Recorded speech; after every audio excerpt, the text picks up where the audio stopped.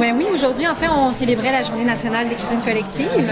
Et donc, on invitait les membres des cuisines collectives à venir se joindre à nous sous le thème de Rassembleuse pour avoir une petite activité qui parlait sur le droit à l'alimentation avec les 4 composantes du droit à l'alimentation. Puis, il y avait un petit jeu après ça de serpent-échelle avec des cartes de conditions favorables au droit à l'alimentation. Puis, des cartes serpents qui correspondaient à des obstacles au droit à l'alimentation.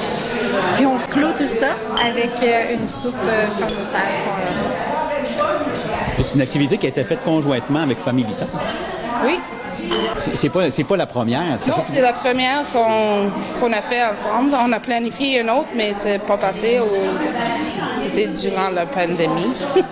Voilà, en fait, parce qu'on avait planifié une activité juste avant la pandémie, puis la pandémie est arrivée, on a dû laisser tomber tout ça, puis on était dans l'attente de pouvoir faire un partenariat à nouveau comme ça. Puis cette année, bien, ça le donnait bien avec le thème Rassembleuse pour qu'on puisse se joindre, les deux organismes ensemble. Est-ce que vous voyez vraiment une augmentation du besoin, autant du côté du collectif alimentaire que de Familita? Oh ben oui. Les coûts des denrées, tout ça, des personnes qui veulent manger plus saines, ils s'en viennent. Ils s'en viennent chez nous. On cuisine avec 33 groupes présentement à Family Ties, alors ils veulent cuisiner ensemble et avoir des portions pour apporter à la maison. Mm-hmm. Il faut dire que les cuisines collectives, c'est pour tout le monde. Hein? N'importe qui peut participer à ça. Par contre, souvent, il y a des gens qui vont pouvoir se joindre parce qu'il y a un côté économique aux cuisines collectives. On fournit souvent un fonds de cuisine, de la base comme la farine, des épices, tout sortes de petits produits comme ça qui déjà n'ont pas besoin d'acheter. Puis ensuite, en achetant en groupe aussi, ça revient moins cher. Donc, ce côté économique-là peut être intéressant pour des personnes qui ont une situation financière un peu plus défavorable, disons.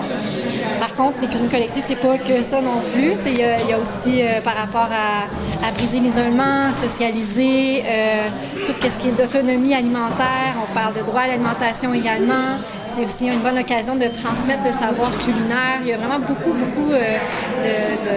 conditions favorables avec les cuisines collectives par rapport au droit à l'alimentation. Autant du côté du collectif alimentaire que familitaire, avez-vous des besoins en bénévole? Y a-t-il beaucoup de besoins de ce sens? Toujours.